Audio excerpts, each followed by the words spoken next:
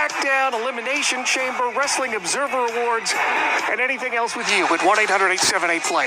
1-800-878-7529, or you can tweet me at Jim Valley. We are live 7 days a week, Monday through Friday, 3 Eastern, noon Pacific, Sunday, 6 p.m. Eastern, 3 Pacific, and here on Saturdays, even though Brian often forgets to promote me, even when I'm right there with him, Saturdays, 1 p.m. Eastern, 10 a.m. Pacific, here on the Sports Byline Broadcasting Network. You know, literally, I am about a mile away, not a joke, from the care center where many of the coronavirus victims have died, and many of the deaths have occurred for real. And as you know, I am immunocompromised. We've talked about my health issues, almost dying 4 times, and I've had some people ask. I am fine. I pretty much just stay inside here in my shack, just pounding out my ramblings on my typewriter, working on my 20,000-page manifesto. So really, no change for me whatsoever. If you are susceptible, keep yourself safe. If you're healthy, be happy about that, but still do your part to protect those who aren't as healthy and more vulnerable. Either way, wash your hands, use sanitizer, and use common sense for real. WWE Elimination Chamber is tomorrow. I am picking Sheamus to win. Also, Lacey Evans. They both did those emotional promos about winning, and they were the only ones that got promos, so they seem like obvious picks to win the Elimination Chamber tomorrow. Also, Otis and the lack of faith in WWE storytelling. I'm not sure where that comes from. It's not like WWE just randomly brings up stories only to drop them later and ignore them. Oh, did I mention that I'm picking Sheamus and Lacey Evans to win the Elimination Chamber? The Observer Awards are out. I'll give you my thoughts on Chris Jericho and who I think was really snubbed this year. Lacey Evans and Sheamus. Also, Lacey Evans, she went from the sassy Southern Belle, and now she looks like the woman who manages the old-timey photo booth at the fair. I don't know where she got that outfit, but man, I loved her in the 2000s when she was in the Lady Marmalade video. What happened to Maya, by the way? We'll take your calls, 1-800-878-PLAY, 1-800-878-7529. Tweet me at Jim Valley, Wrestling Observer Live, Sports Byline Broadcasting Network. Wrestling Observer Live on Saturday, Jim Valley taking your calls, 1-800-878-PLAY, 1-800-878-7529, or tweet me at Jim Valley. We're live each and every Saturday, 1 p.m. Eastern, 10 a.m. Pacific. You can stream it here on Sports Byline on the website, your Sports Byline affiliate. Also a stream you can find at WrestlingObserver.com. Hey, for subscribers up right now at Wrestling Observer, there's a brand new Portland WrestleCast. It's all about Don Owen and the Pacific Northwest territory that I grew up watching, and so many great stories, and oh my gosh. This is one of the best ones. I am not kidding. One of my favorite interviews I just did with former Pacific Northwest champion Jerry Oates. He was in the territory. He's a guy from Georgia. He was in the territory in 1978 along with an incredible array of talent. Jesse Ventura, Jimmy Snuka, Buddy Rose, so many more. And he's got incredible stories from that time, when it was more of an outlaw business, including a story that I had never heard before. A dressing room confrontation that he witnessed firsthand between Jimmy Snuka and Dutch Savage. And if you didn't grow up in Portland, maybe you don't know who Dutch Savage is. He was like our grand old man by this time in 1978. And Dutch, to fans, was Jimmy Snuka's mentor on television. They're synonymous with Portland wrestling, and apparently all was not right between the two in real life, and Jerry Oates tells an incredible story. He also talks about how he saw Jimmy Snuka do his famous dive off of the steel cage in the Portland territory years before he famously did it in Madison Square Garden. So check it out. It's up for subscribers. If you like the old wrestling stories like I do, I really enjoy doing the Portland WrestleCast, and I get a lot of good feedback on it. So even if you haven't heard of Jerry Oates or Portland, check it out. It's some fun stories.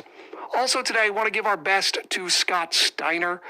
He apparently is doing much better today. He had a scare and apparently collapsed in the dressing room at the Impact TV tapings last night in Atlanta. He's recovering in a local hospital, so I want to wish him the best.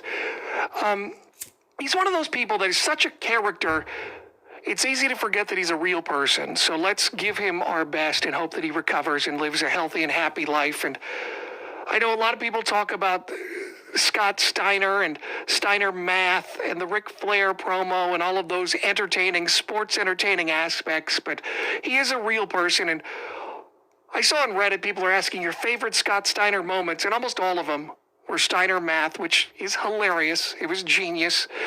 They talk about the Ric Flair promo and all the stuff from Big Papa Pump.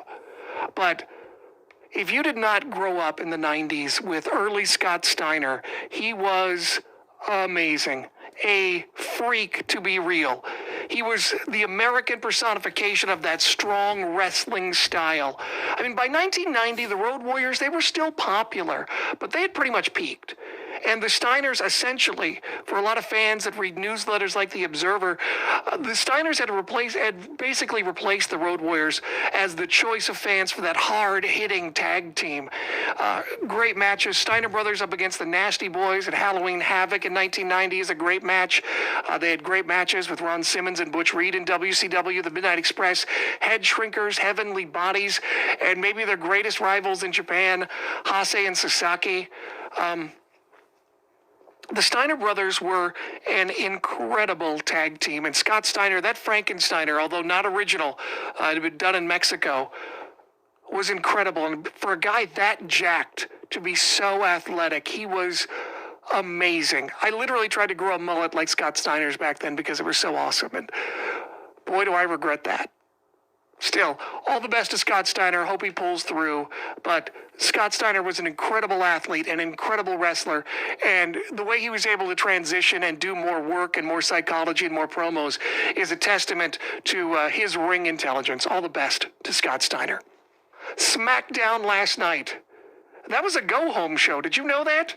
Did you know that was a go-home show for the Elimination Chamber?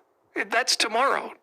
No, really, I'm serious. No, there's a pay-per-view tomorrow because reasons. Smackdown last night, its ratings a tie for the lowest rating of 2020, a 0.7, roughly 2.579 million viewers for the 18 to 49 demo, according to Nielsen. And, I expected it to be down, but they did advertise John Cena in the Firefly Funhouse, and obviously, I'm not the only person who didn't believe that. And I don't know what the deal is, but WWE needs to quit with the bait and switch. It feels like they're doing a lot of that lately. Not like plans change, but real bait and switch. They knew John Cena was not going to be there. They didn't tape anything ahead of time. They need to stop with that. That just burns fans, and fans... WWE could use a little more benefit of the doubt from its fan base, in my opinion. The first hour was apparently strong ratings-wise, but the gauntlet match turned a lot of people off. And here's a couple of thoughts on SmackDown. The NWO, I did not understand it. Sure seems like they want Goldberg to get booed, though, doesn't it? Kevin Nash looks great. A lot of people tweeting about how Sean Waltman looks old. And Scott Hall, I hope he's doing well.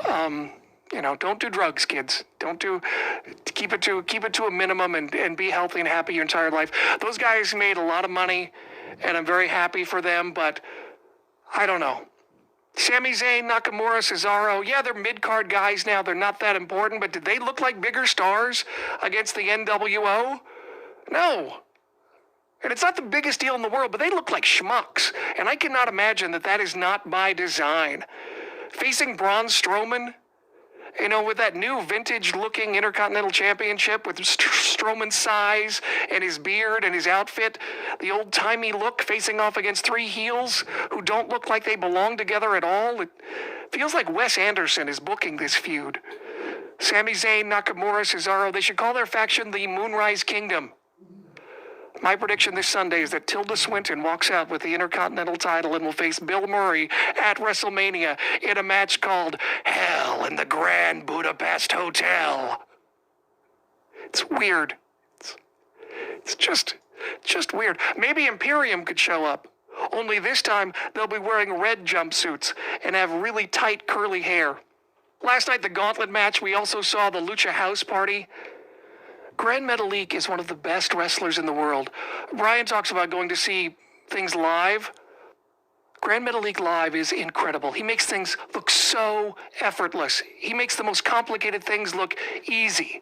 I mean, he's the guy that should be the kid's superhero. I mean, he flies through the air, and it's so effortless in how he does it. It's like he's hanging in the air like Superman or Spider-Man. He's the guy that should be a kid's superhero. Sell those masks, it would be crazy. Also, it looks like Sasha Banks and Bailey are going to have problems in the future. It was kind of odd the way Sasha pointed at the title. They were a little too buddy-buddy.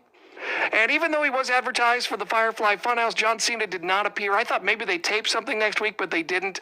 I guess promoting pictures of John Cena on the wall at Firefly Funhouse doesn't seem quite as appealing or a ratings draw. But let's talk about Otis and the Gauntlet. First of all, the New Day and the Usos did a great job for Heavy Machinery. Why do the announcers keep talking about Kofi Mania? Is that to make a big deal about Heavy Machinery beating the New Day? Dolph Ziggler all over the show, seemingly manipulating Mandy Rose. A lot of people were upset about this. I mean, seriously. Whenever it comes to these cage matches, whether it's War Games or Hell in a Cell, the heel always has to go last, right? I mean, are you new to this?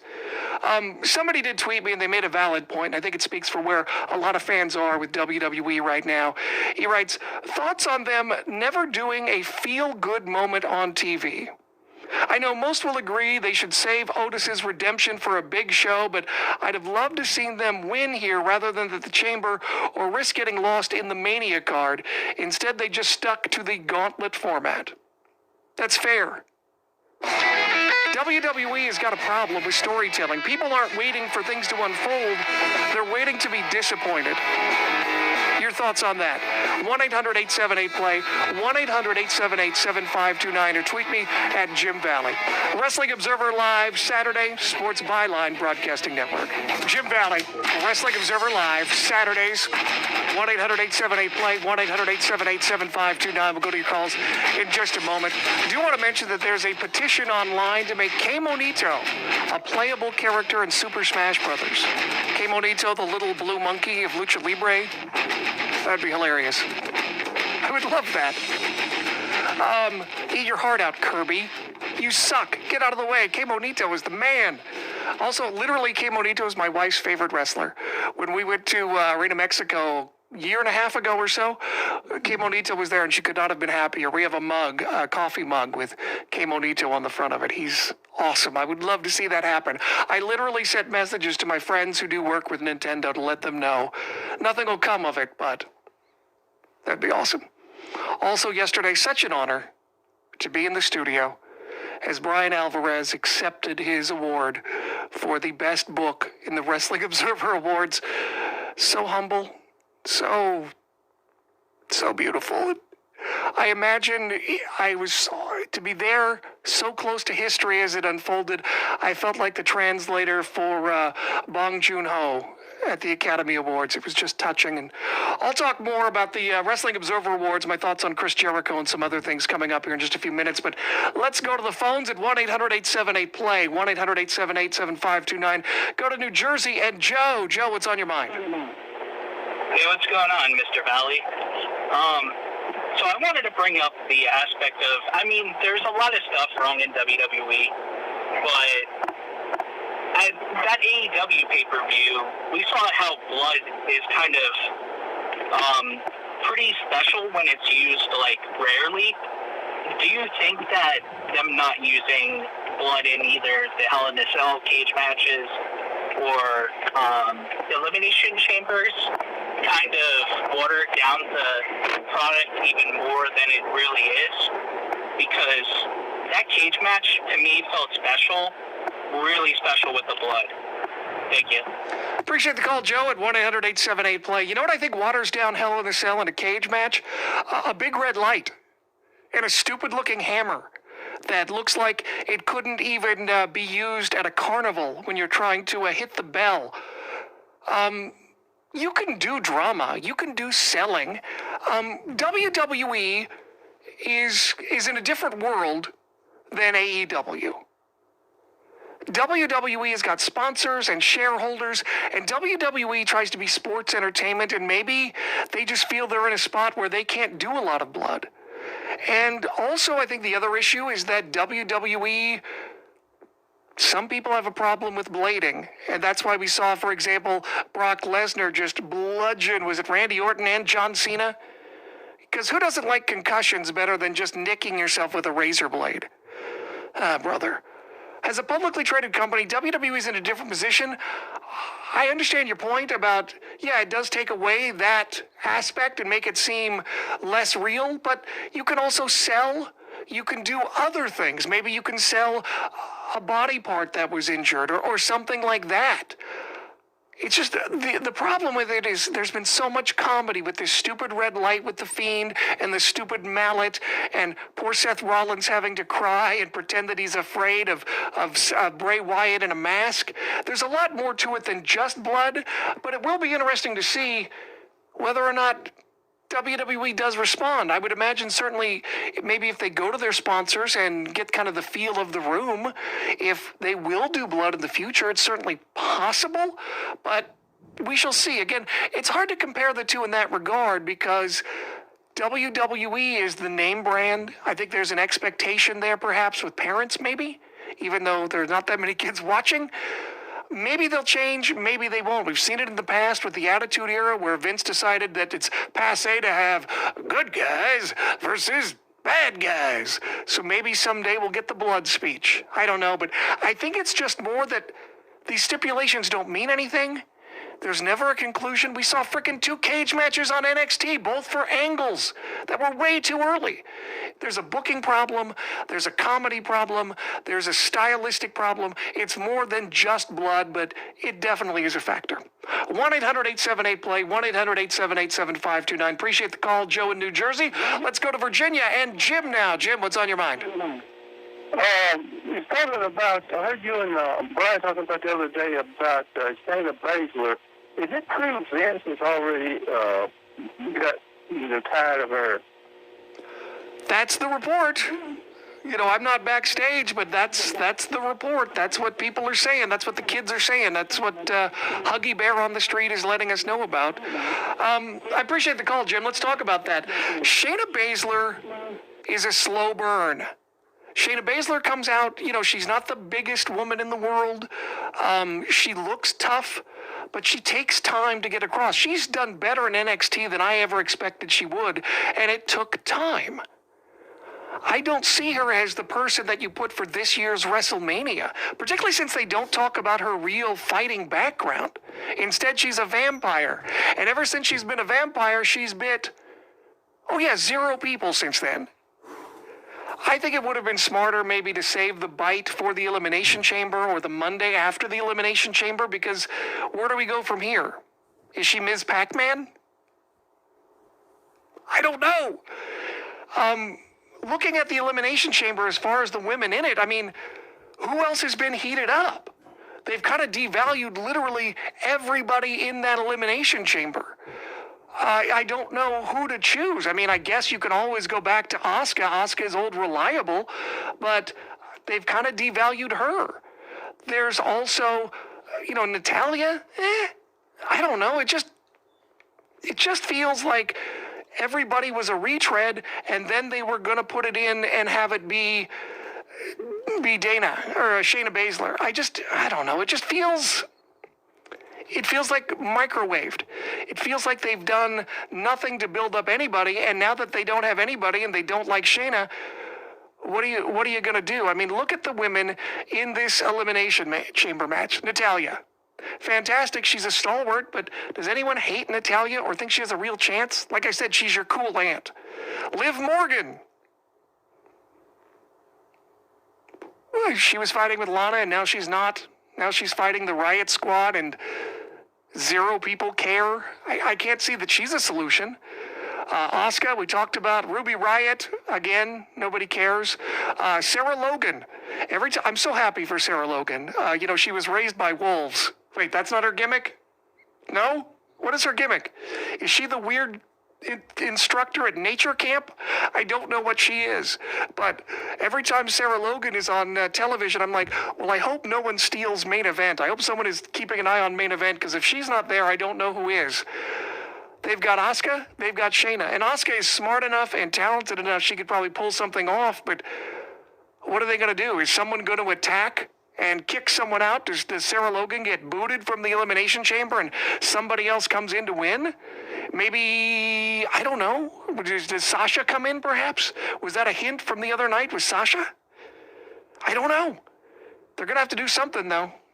Yeah, Shayna Baszler is awesome, but again, she takes a while. She's not like Rhea Ripley, where she looks like she came out of the Road Warrior and she has this stunning look and she immediately grabs the room's attention. She's a slower burn, and this is just not her thing. At least that's what I think about that. 1-800-878-PLAY, 1-800-878-7529. Jim Valley, Wrestling Observer Live here on the Sports Byline Broadcasting Network. You can also tweet me at Jim Valley if you have any thoughts on any of these things I'm talking about. Monday, I do want to talk about this. Edge being advertised for Monday Night Raw. I've talked about Edge. This has been one of the best builds WWE has done in a long, long time, and I'm so happy about that. It's been so episodic and so slow. It kind of reminds me a little bit in a way of the slow build for Triple H and Batista that one year at WrestleMania. And this is going to tell the story for Edge. If it does not get a huge rating, I think it speaks volumes about the last 20 years of WWE programming. Edge's return after the Royal Rumble, nothing. Didn't draw anything. The angle with Randy Orton has been a draw, relatively speaking, as far as ratings, but nothing spectacular. But if they beat up and get rid of Matt Hardy, they do something with Kevin Owens, and then lay out his wife, the legend Beth Phoenix, and this doesn't do anything, forget it. It just goes to show, if you watch this Ruthless Aggression documentary, and you see all these people, and for 20 years, I know people have made fun of me for Dave saying 20 years, but it's been 20 years. 20 years they haven't built stars. 20 years. They had a shot with Edge, and they blew it with Edge. And this isn't Edge's fault. A couple of people think I'm negative on Edge. No, I'm super positive on Edge. Super positive on Edge. He should be an even bigger legend than he is, and a bigger star. He's an incredible talent, and he could have been the guy, but he wasn't part of the plan. And as I sit there and watch these Ruthless Aggression documentaries, I just sit there and go, they kept dredging up the past all that whole time. Not only did they say how Attitude Era was better, and Steve Austin was better, and The Rock was better, and you need to grab the brass ring and show me Ruthless Aggression, they also just kept going back to the past. Hey, I have a question for you. What are the odds that this Ruthless Aggression documentary is going to have an episode on HLA? The hot lesbian action. What are the odds? Oh, 0? Oh, yeah, you're right. Thank you. About 0. Just an example of how they kept trying to go back and reheat everything rather than going forward. You gotta go forward. Speaking of that, let's talk about the Wrestling Observer Awards. I'll give you some of my thoughts, particularly on Chris Jericho, Will Ospreay, and who was really, really snubbed. Really snubbed. For sure. Jim Valley, Wrestling Observer Live, Sports Byline Broadcasting Network. Wrestling Observer Live, Jim Valley, 1-800-878-PLAY, 1-800-878-7529, or tweet me at Jim Valley. We're live each and every Saturday here, 1 p.m. Eastern, 10 a.m. Pacific, here on the Sports Byline Broadcasting Network. Today marks the 1-year anniversary of the death of Dick Fire, the intelligent, sensational destroyer, one of the leading sons of Buffalo, New York. And Dick Fire, probably one of, if not the biggest villain ever in Japan. I mean, his match against Ricky Dozan was seen by 70 million viewers.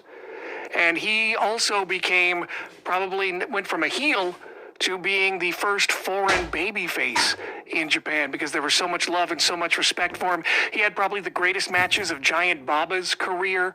As a matter of fact, before he passed away, the Japanese government presented Bayer with the Order of the Rising Sun under the Gold and Silver Rays, which is the second highest level you can achieve for an award in Japan. That's how big of a deal Dick Beyer was. He had famous matches here in the United States, AWA World Champion, and his famous match with Gorgeous George at the Olympic Auditorium, mask versus hair. They did it twice, but really the first one is the biggest deal. Beyer, of course, won that match, and there was a huge riot because people didn't want to see Gorgeous George get his head shaved. And when he passed away last year, it was a huge story in Japan. All the magazines, TV shows, websites, everything talked about Dick Beyer. He is a legend and an all-time great. Did you know that? You probably did. The reason I ask, we need to talk. Chris Jericho is incredible, and he won Wrestling Observer Awards by the truckload, as voted by the Observer readers, by the way. So many people think Dave voted all these. Look what Dave did. Dave didn't vote. Maybe he did. It's one vote. This is by the readers of the Wrestling Observer newsletter. So the Luthez Ric Flair Award Wrestler of the Year, Chris Jericho. Fantastic choice. I may have voted for Cody. I'd have to go back and see, but Chris Jericho is totally fine. There's no problem there. He carried the territory. He's been helping people. You got to give it to Chris Jericho for everything he's done. And then he won so many other awards as far as best on interviews and just a ton of other awards. Well deserved. Well deserved. You can take nothing away from Chris Jericho, and I don't. I've talked about Jericho being a money-drawing player. I've talked about him compared to other wrestlers and what he's done right. Incredible. I take nothing away. This is going to sound like a criticism, but it is not. So I'm on Reddit. I'm cruising around, and someone goes, well, isn't Chris Jericho now in the running for the greatest of all time? And they talk about all of his performances. And again, he's been great in WWE for a very, very, very long time. His performances are almost always on point. His matches, almost always on point. Sure, everyone's going to have bad matches from time to time. That comes with the territory. That's no knock against anybody. Chris Jericho, however, is not yet in the running for the greatest of all time. Is he a Hall of Famer?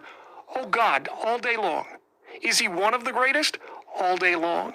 Is he perhaps the greatest of his generation? I'd have to look it up, but I would certainly say at the very least, he's in the conversation. He's a businessman. He's made a lot of money, more money than you and I will ever make. Hell, he sold a bunch of champagne just by saying a little bit of the bubbly. God bless the guy. God bless him. However, right now is the time of Chris Jericho's career where he is going to be either considered one of the greatest of all time at that very elite, no pun intended, elite level, like Luthez, like Flair, like Jim Londos. Do you know who Jim Londos is? If you do not know who Jim Londos is, you need to learn about Jim Londos before you can talk about the greatest of all time. If you want to talk about the greatest you've ever seen and your favorite wrestler, have at it. But for better or for worse, for politics or whatever, Chris Jericho was never put in a huge money-drawing position for a lot of times in WWE. And perhaps he should have been. And perhaps he would have done better. But he wasn't. And we can't base a career on what wasn't. But Chris Jericho has gone out on his own, and he has drawn big money at the Tokyo Dome and had classic matches out on his own. And right now, he's a cornerstone for making things happen in AEW. And if AEW continues to grow and he continues to draw big money for pay-per-views and TV tapings and more cruises and all of these things that he has done, this is the Hall of Fame greatest of all time run right now of Chris Jericho's career. And I'm sure he knows this too.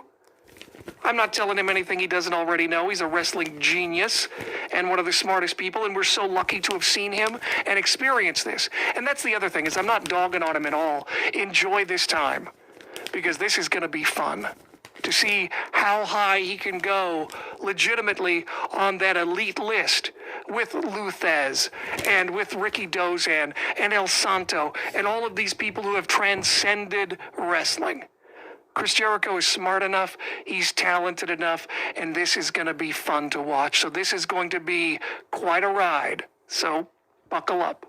Will Ospreay won the Most Outstanding Wrestler Award. Agree 100%. He was also in the running for the Ric Flair Luthez Award. That's wrong. You got to be in a money-drawing position. And that's what I want to talk about. You need to make money. This is a job in wrestling. I know The Fiend got buried. Oh, he's facing John Cena. Oh, yeah. Facing John Cena for probably a 7-figure paycheck at WrestleMania. The Fiend who has more money than you and I ever will. I wish I was buried that bad. Will Ospreay is awesome, but he's only 27, 28 years old.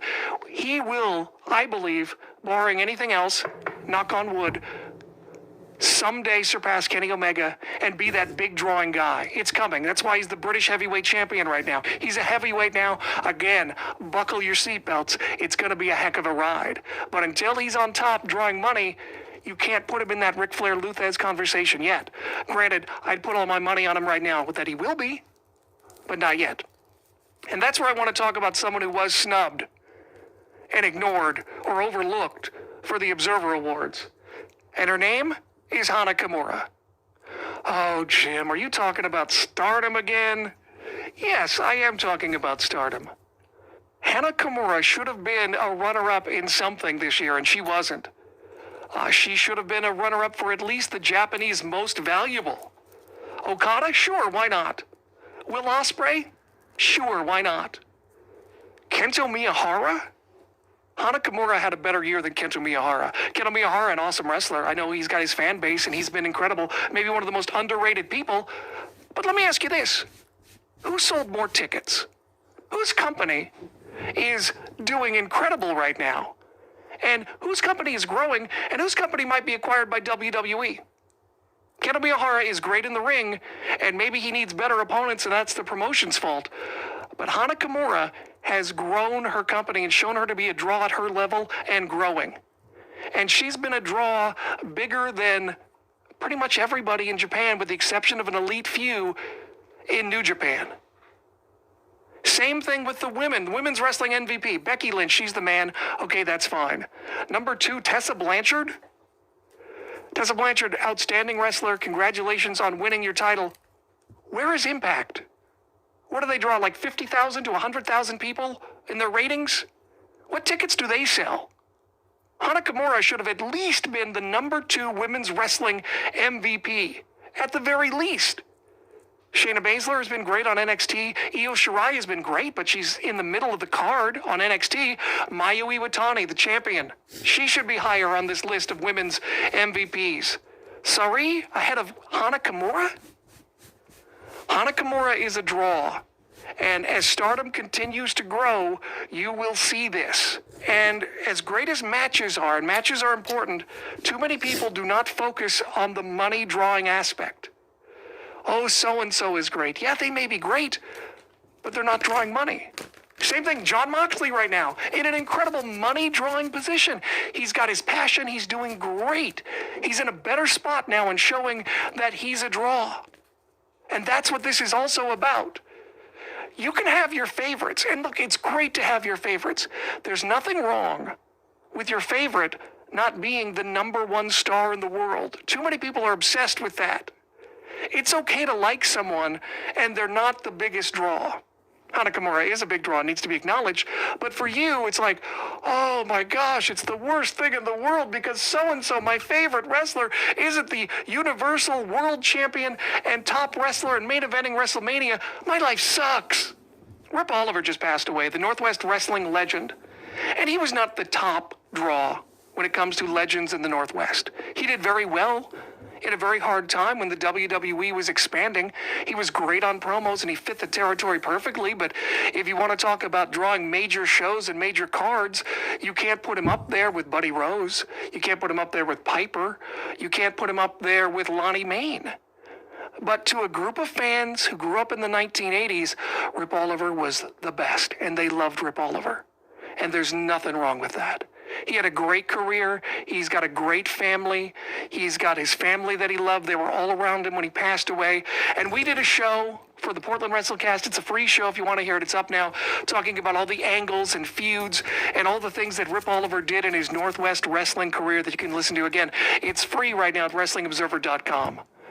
And even though he wasn't world champion, and even though he wasn't the biggest money-drawing heel of all time, and even though he went to the WWE and was pretty much used as a jobber to the stars, it doesn't mean he didn't have a great career. And it doesn't mean that you can't like him. There are different things that people get out of professional wrestling. It reminds me of Air Paris. Everybody was talking about him recently because Lance Storm saw a match with Air Paris and wondered where he went. And Air Paris responded, "Hey man, I'm still around. I just went a different direction after wrestling. I've got a wife I probably don't deserve. I've got beautiful daughters, and I just went a different way." And I tweeted at him, "Congratulations. There are more things in life than wrestling championships, and he's got something much more valuable." So enjoy who you like. It's totally cool, but also see them for who they are, that maybe they're never going to be that top guy. Maybe you like a song, your favorite song ever never made it to the top 10. Or you like someone who plays here in Seattle at the Crocodile Club as opposed to someone who's going to sell out Key Arena. And there's nothing wrong with that. Kind of reminds me of the old Alan Jackson country song, "It's all right to be little bitty." And that's the cool thing about wrestling is you can go watch a smaller promotion or a bigger promotion. You can watch something more serious and traditional like All Japan, or you can go to Joey Janela's Spring Break and see all of the wacky, ironic stuff. It's all there, and you can enjoy it no matter what the size is. But keep in mind, wrestling is not just about good matches. It's about those matches drawing money, and these angles drawing money and making money. And maybe the reason some of your favorite wrestlers aren't at the top of the card is because they're just not drawing enough people. And that's okay. We live in a niche society, and some things are very niche. But mark my words, Hana Kimura is not niche. She's not niche at all. She is going to be a huge star as Bushiroad gets behind stardom. She does more reality shows. She's got the look of a star, charisma of a star. Keep an eye on her and consider her next year when you vote. Your thoughts on that? 1-800-878-PLAY. 1-800-878-7529. Jim Valley. You can also tweet me at Jim Valley. Wrestling Observer Live. Sports Byline. Broadcasting Network. Wrestling Observer Live. Jim Valley. You can tweet me at Jim Valley. Follow me on Twitter as I just randomly random. That's pretty much what I do on Twitter, so you can check that out. That's what I do here too, come to think of it, but that's another story for another day. UFC pay-per-view tonight. Elimination Chamber on Sunday. There's boxing, I think, tonight, and their big show tonight as well. So I don't know what the plan is as far as Dave and Brian and Wrestling Observer Radio. It wouldn't surprise me if they have two shows, one tonight and one tomorrow as well, after the Elimination Chamber pay-per-view, which is tomorrow. Who knew? It's very exciting. Also, what an honor it was yesterday to be in the studio as Brian Alvarez accepted his award for the best book for the Wrestling Observer Readers Poll. Just an incredible, I'm tearing up just thinking about it. It was so humble, so beautiful, and what an honor. And I don't know if he's going to get mad at me or not, but let me let you in on a little secret. It was all a bit. It was all a joke. So, by the way, speaking of boxing, Pedro, Ring Talk with my boy Pedro Hernandez is coming up next. He is the man when it comes to boxing and mixed martial arts and combat sports. And as we've talked about, he's even a pro wrestling guy. He's one of us. He's the coolest. We need to talk to him again one of these days. We'll do that. But Pedro is coming up next with Ring Talk, so you can check him out. And it doesn't matter if this is a replay or not. He always follows me. So if you hear my voice, Pedro is next, and he'll preview all of the boxing and all the stuff that's coming up. I always enjoy listening to him. He's super cool. Follow me on Twitter, Jim Valley.